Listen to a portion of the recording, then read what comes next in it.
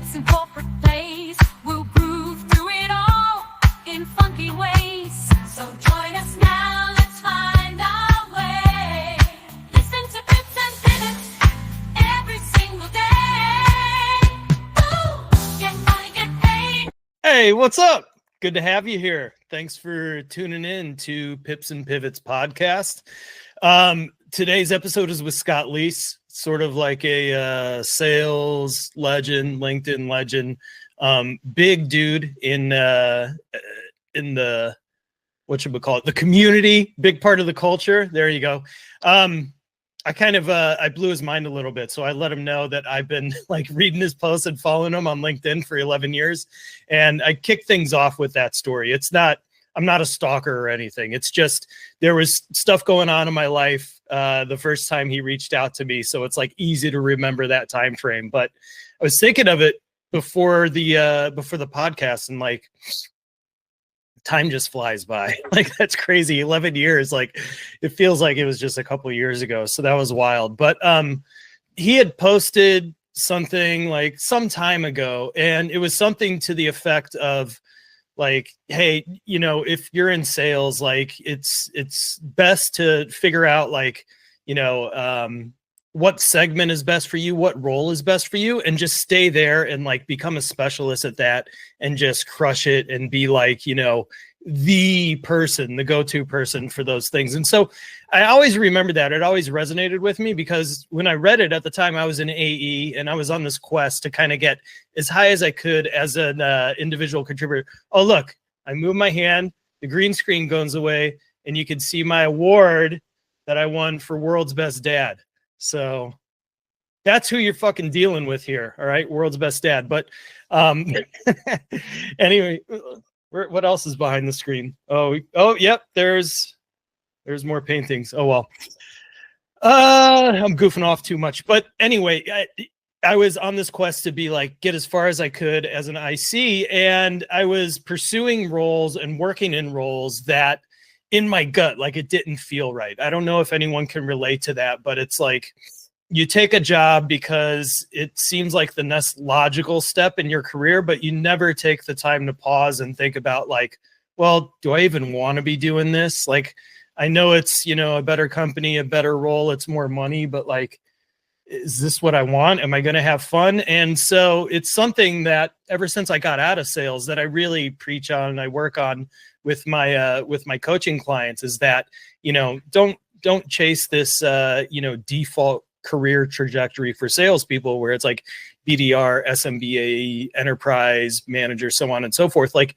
figure out the differences between all those roles and actually what you want to do and what you're great at and what you're most comfortable with, and just like double, triple, quadruple click into those things, and you're going to be happier. You're going to be more fulfilled. So that was the main thing I wanted to talk to him about. But we in this first episode, this is one of two.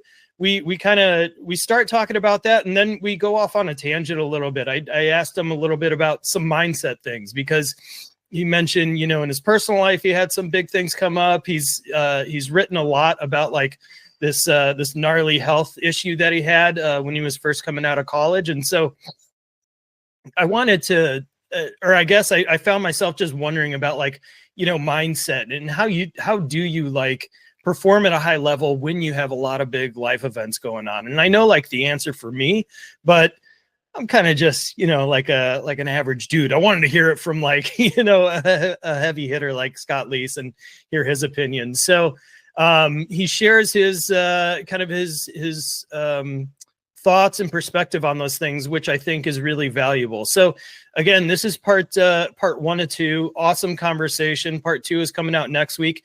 If you enjoy the podcast, you want to support the podcast, you want to support me, you want to hear more conversations like this one with Scott Leese, like, comment, subscribe, share this on socials, share it with your friends, and visit my website. The address is, I'm going to put it right here, next to my World's Greatest Dad Award. And visit the website, download all the free stuff. I have tons of stuff to help you get jobs faster, determine what is the best job for you, determine if you want to pivot out of sales, how you would do that. And even this path to quota calculator that I think more people need to take advantage of. It just, you punch in some data and it tells you exactly everything you have to do every single day to hit your quota. And with that, here's Scott Leese. Cool. I was thinking about it the other day. I've been following you and reading all your content on LinkedIn for 11 years. And I remember... Holy shit. 11 years? Yeah, so I remember how long it's been because of like the timing and the circumstance. So I had just moved to Austin and I was working at Volusion, and it was like my first legit software sales job. And you had reached out to me on LinkedIn because you were recruiting for Outbound Engine. And you were like, hey, blah, blah, blah, you know, if you're open to new opportunities, would love to talk to you. And I remember getting that message and thinking like, wow, man, I've really made the big time. Like, people are reaching out to me and trying to like coach me and recruit me. Yeah. That's so cool. Yeah, it was kind of special. So I've been able to watch like your whole progression on LinkedIn and kind of like the way the platform's evolved, and you've evolved with it too. So that's kind of neat. That's kind of neat. How come you didn't take the interview? You were like happy where you were? I don't remember. Yeah, I had just started. It was like you hit me like a month or two after I started.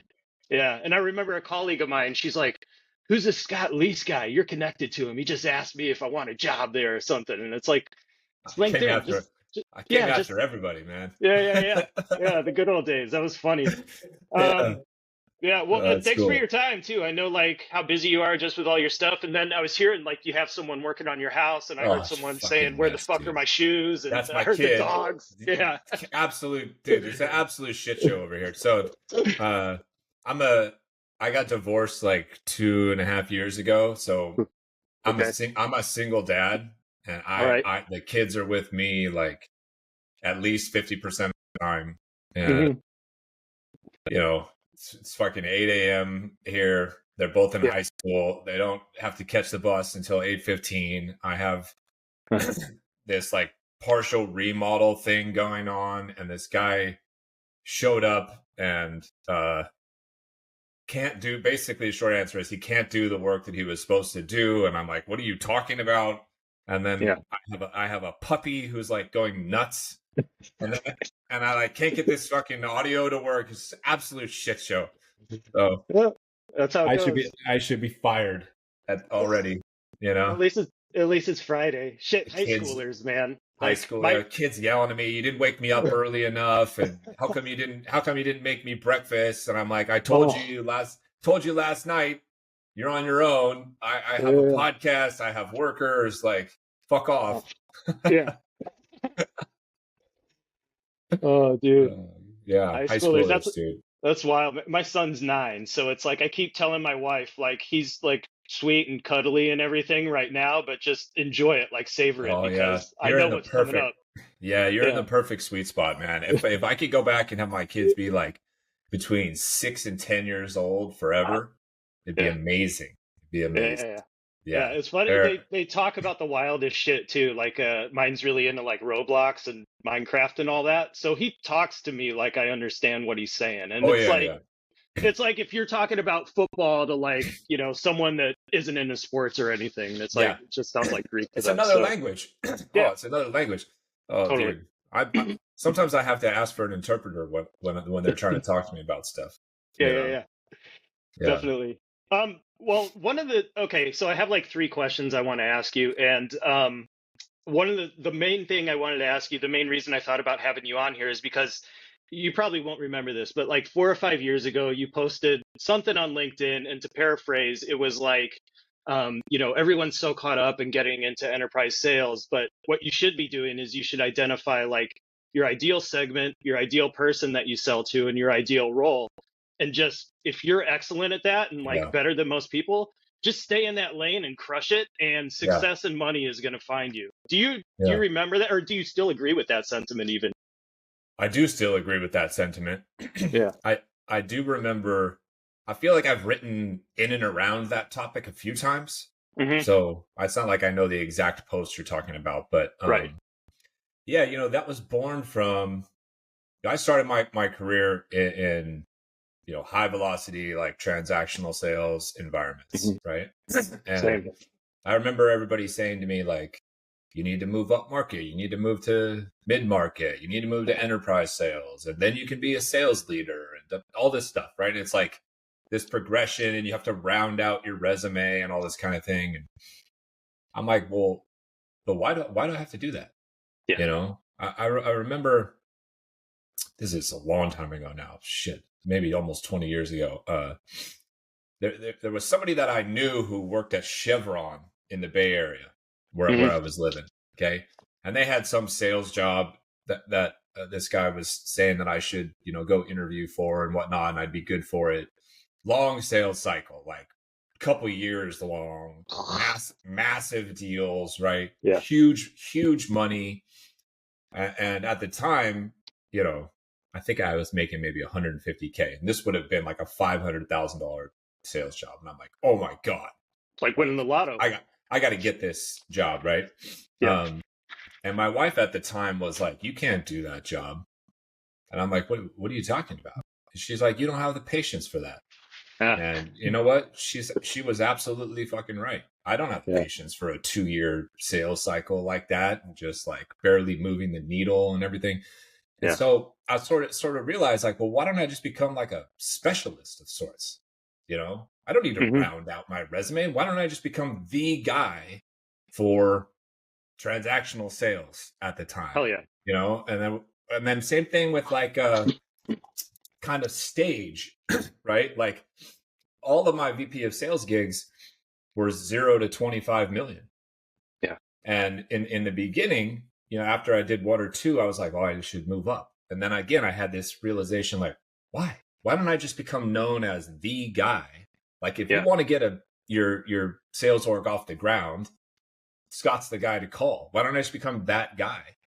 And so I've kind of preached that message a little bit to people. You don't have to try to be good at everything. You don't have to try to round out your resume saying I've done a little bit of all these different things. It's okay to be like, nope, I'm an enterprise guy, or nope, I'm a transactional guy, or I only work at companies that are public, or I only work at companies trying to go 0 to 5 million. That's okay. And you can be really good at that thing and still have a, nice, long, successful career. So that's kind of what I was getting at with whatever posts you're referencing there.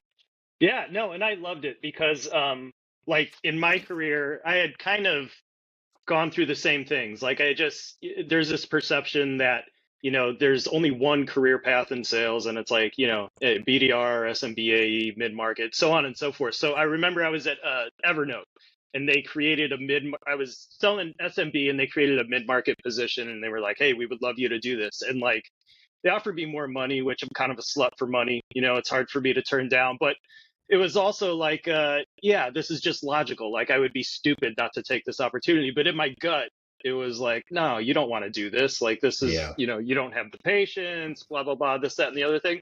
And it was true. So it was like kind of a good thing and kind of a bad thing. But I think like there is this perception in sales that like there's only one way to do it. And I think it burns a lot of people out because they end up trying to pound their round ass into a square hole, So yeah. Hey, what's up? I hope you're enjoying the episode. This is just a really brief break to talk to you about my course. It's called Elevate Your Sales Career. It's a career strategy course for AEs and BDRs and anyone who's feeling kind of like maybe a little lost in your career. Maybe you know that like, hey, I'm a BDR now, but I want to be a strategic AE eventually. I'm not sure how to get there. Those types of questions, like anyone who's looking for like guidance and some structure in their career, this is a great course for you. It's a bunch of video content, workbooks, and an actual like huge text document that you're going to use to go through this framework that I've developed over the past 4 years working with clients to help you to determine what is your ideal role in sales. Like, maybe you shouldn't even be an AE. Maybe you should be an account manager or in renewal sales or something like that. Number two, what is the profile of your ideal employer? How big is that company? How are they funded? What buyer personas are you selling to? What size companies are they selling to? So in other words, what's your ideal segment? On down the line. So we get really, really granular about your ideal sales job. And then we help you to develop a 5-year plan. So we're not just looking at immediately in front of the future. We're thinking about where do you want to be 5 years from now? How much money do you want to make? What kind of lifestyle do you want? And what do you have to do every year in between now and then to be able to get you there in a predictable fashion? And then once we have all those things locked in, then it's about putting together this plan in place to actually identify your top 12 dream companies to work for and get you interviews at those companies pretty much immediately. There's this thing in hiring right now where you click apply on LinkedIn, you put your resume in, and you never hear shit from anyone ever for as long as you live. So there's a way to go above and beyond recruiting. You don't even go through that path. You go straight to one of the sales leaders. So I have the whole framework and cadence laid out for you, as well as resources to help you manage the whole process. So go check it out. It's at my website right here. I'll kind of put it right here, or maybe I'll put it there and I'll put it there.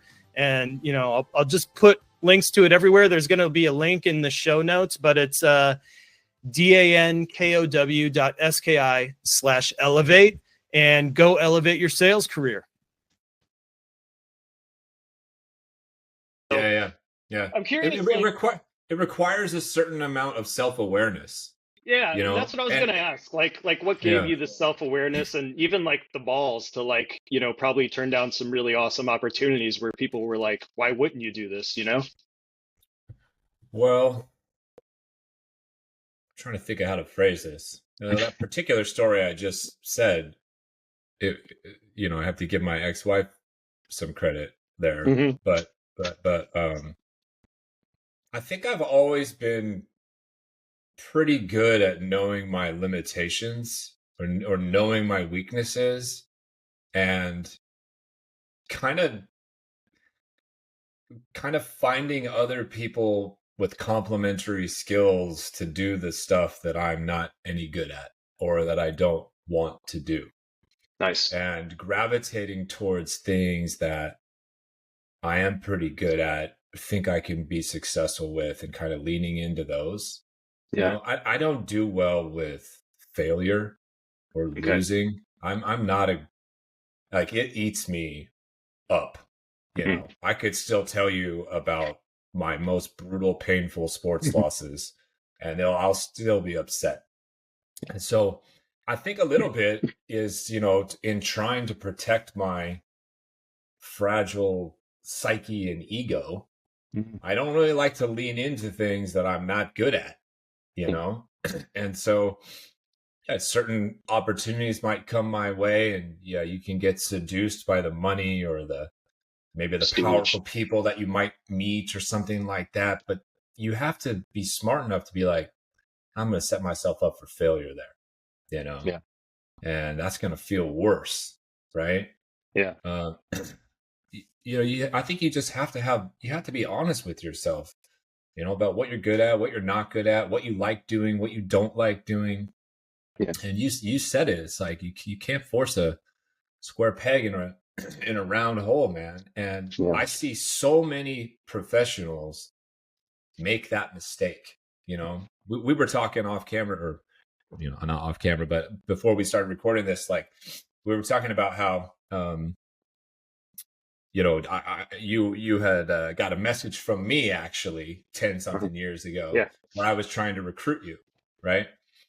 And this was like a high velocity, transactional sales environment, low price point, all that kind of stuff. And I used to have people apply or message me, and they were coming from Oracle or whatever. And I'd talk to some of these people and I'd be like, I don't think you want to do this. Are you sure this is what it's like? Yeah. It's super high intensity, monthly goals, and they're like, oh yeah. I think I'd be good at it. I'm just like, no, you won't. You won't be good at it. So where does the self-awareness come from, man? I don't know. A willingness to look in the mirror and try to understand your faults and the things that you are good at, and just try to lean into the things that, you know, come easier to you or a little more naturally to you. Yeah. And like how I would phrase that, what I'm hearing from you is that, you hate losing. So you just kind of instinctively put yourself in positions where you're going to succeed, to Yeah. guard yourself from having to go through that shit. Yeah. Um, I'm curious too, like I know you posted before you have some gnarly health problems that are kind of chronic, and you spent a lot of time hospitalized when you were younger and first Yeah. entering the workforce. And then we talked about too, like you've been through some like enormous life changes recently in the past couple years. So, kind of juggling like work and having all that other stuff going on. How do you get through that? Is it like, are you just really great at compartmentalizing things, or is it just kind of like, that's all you know? Uh, a little bit of both, maybe on the Yeah. on the end. My health challenges started right before my 23rd birthday, and in terms of the severity of them, it was 4 years. Mm. So I wasn't working. I mean, I couldn't work. Obviously, I was in the hospital for 4 years, but Yeah. I really wasn't working before that. Before the health problems started, I was in graduate school. Mm. Okay.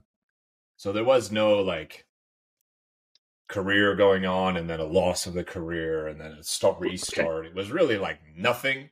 And Yeah. then fight for survival for 4 years. Yeah. And then, oh shit, now I'm Well, you got to 27 make years some old. I money. got to figure out what to do with my life type of thing. Right. Right. But I had two choices in my mind at that point. It's like, I can use everything that I've been through and will have to go through for the rest of my life in this health crisis as a crutch or a reason I can't do something or something that's going to hold me back forever and pity party. Sure. Or the alternative choice was to view it as a superpower and to look around the room and be like, nobody here has been through what I've been through. Oh yeah. And I've probably and hopefully been through the hardest thing I'll ever go through in my life. And I just beat it. Yeah. So how hard can it be to get a job? How hard can it be to hit quota? Or how hard can it be to sell deals or whatever? Right. Oh yeah. And you couple that with like this insane competitiveness, intensity, and sense of urgency. I mean, I'm already like wired pretty high strung, competitive, and you take that away from me for 4 years. Yeah. Well, you Shot out emerge of a from that, cannon. you're like shot out of a cannon is exactly right. And I'm always kind of walking around wondering when the rug's going to get pulled out from under me and, I'm not going to be able to work anymore and all this. So I'm sort of over here like, I got to make the most out of my time while I'm still feeling okay. Yeah. Right. So some of it comes from there, and I don't know that it's healthy. It depends on which psychiatrist you talk to, I suppose. Yeah. But I have always been very good at compartmentalizing stuff. Yeah. Separating work and home. Fight with my girlfriend in high school. Like, can I still win my tennis match later that afternoon or whatever? Like, right. I lost my dog recently after 13 years, which sucks for anybody. Yeah. But like, you got to push through that. I went through a divorce a couple years ago. You got to push through that. And it's just like, listen, nobody really cares at the end of the day. Everybody out there, their lives are fucked in one way, shape, or form. All of us. Yeah. Nobody gets out unscathed, man. Okay? Totally. You just might not be able to see it. You might not know whatever, but everybody's dealing with something. Right? Yeah. And so I think the best people, the people who are the most successful and the happiest, just sort of say, well, so what? So what that I'm sick? So what that I'm injured? So what that this happened? So what that my relationship fell apart? I still have to do X, Y, Z. These responsibilities and goals didn't change just because this terrible stuff happened to me, Right. So I kind of give myself room to have like a 24-hour pity party. You know, I'm not immune to negativity at all. In fact, you know, my roots are from Italy and Western New York. So, you know, we tend to, something happens and we tend to go into like emergency crisis mode for the first like five minutes of what's happening and think the sky is falling. And then I dig myself out. It takes me about 24 hours. Yeah. I give myself this grace of 24 hours, right? And then I'm like, you gotta move on. You gotta do something, you know? Yeah. Some people would tell you that means I don't process pain and emotions, you know, the right way to properly grieve or whatever. Well, I would tell you that I just process things faster than other people. Yeah. You know, I don't know which one is right, but it has helped me in terms of sales and leadership and work and career and perseverance through, you know, some personal challenges and stuff like that. So it's served me well, I think. Yeah. It's perception. It's a perception deal. So it's like, especially when you were talking about, you know, coming out of the hospital and you're 27 and it's like, you know, it's like almost like you were, you know, frozen like Han Solo for 4 years, and now you're in the workforce, and it's like, I got to make up that time. And it's like, you know, you viewed it as like, hey, this is my superpower because I know the people I'm competing with, they didn't have to go through all this shit. Where it could have been the other way. It could have been like, oh, fuck, I'm behind the 8 ball. You know, this is unfair and all this stuff. So it really illustrates how like mindset and just changing your perception. And you can just change your perception. Like you don't have to give in to whatever you're feeling. I kind of had the same thing. Like I barely finished high school. I never finished college. And then, you know, I've worked at some of these software companies where I'm working next to someone that went to Cornell. And it's like, you know, when like imposter syndrome would start to creep in, I'd be like, wait a second, like they haven't been through all the shit I've been through. Like they didn't go through like divorce and bankruptcy and rehab and all this stuff. Like, fuck it, I'll just school these chumps. Yeah. Well, you know, you have to draw strength on something. Yeah. You have to draw self-confidence from somewhere.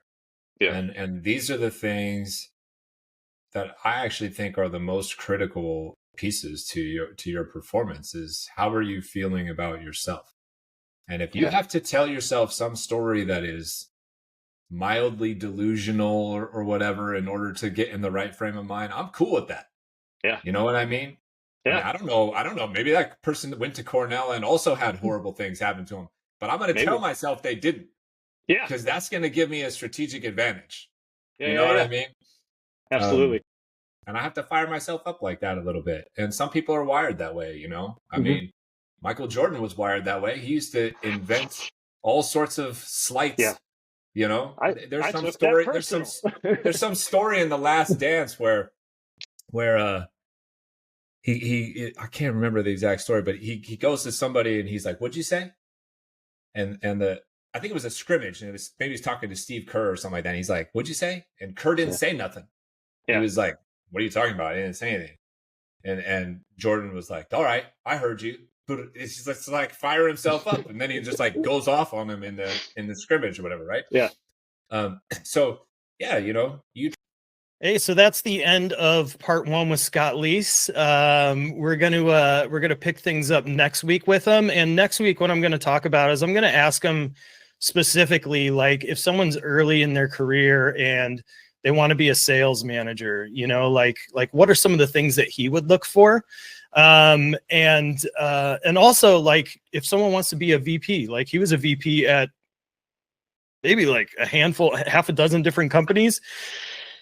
And maybe countless more if you count like all the fractional work that he's done. But like if someone wants to get into executive leadership like that and they're an individual contributor right now, what can they start to do now to prepare for that? So tune in next week. He shares, you know, some awesome insights there. It was I had a great time talking to him. We're pretty much best friends now. Right. But as always, like if you enjoy the podcast, you want to support it, like, comment, subscribe, share it with your friends, share it on social, tell your Nana about it, your cousins, and go to my website. I'm going to put it right next to my World's Greatest Dad Award. Go to the website, download all the free stuff, because it's free. You got nothing to lose, tons of resources to help you be more happy and fulfilled in your career, and also to perform at a higher level. And that's it. Really appreciate you hanging out with me and Scott today, and we'll see you next week.